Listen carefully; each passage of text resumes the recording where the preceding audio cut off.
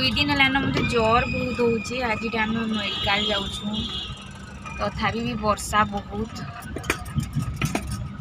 संबलपुर पाग केन्दा होचे वर्षा होचे कि मत दुई दिन है ठंडा खासी होचे हेतिले आम एटा जाऊँ मेडिकल। आम क्लिनिक आसलु न इटा पेसेंट बोधे कहीं ना न कैसे खाली अच्छा जल्दी देखी कर जीमु। पंडा बाबू मत छाड़ी पार्किंग रे जाऊँ। इटा मेडिसिन लिखीछन टेस्ट किसी दरकार नहीं बोली कहले। बाकी मेडिसिन स्टोर इटा बंद अच्छे एतिले मेडिसिन नाई नहीं न पछेका खुलला पर नेमु। दुकान रे मेडिसिन नाई मिलला बोले फिर आम रेमेडी आसचु इनटा मेडिसिन मिलला। पंडा बाबू सब मेडिसिन धरिक आसुचन। इटा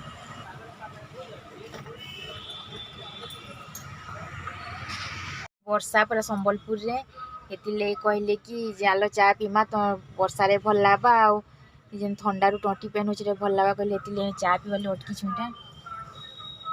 ये दुकान टा वर्षा लगी दिसबार नहीं।